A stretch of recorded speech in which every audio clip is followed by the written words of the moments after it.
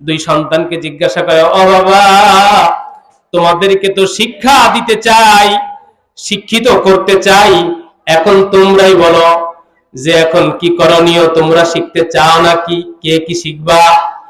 এক সন্তান বলে, বাবা, আমার ডাক্তাররা অপারেশন করে আলাদা করতে পারে নাই, আমি চাই বড় ডাক্তার হব, এমবিবিএস, এফসিপিএস, এফআরবিএস, আমি বড় ডাক্তার হয়ে নিজেই নিজের অপারেশনের সিদ্ধান্ত মেশিনের মাধ্যমে নিব, আমাকে জেনারেলে পড়াশোনা করাও, জাগতিক শিক্ষায় শিক্ষিত হব।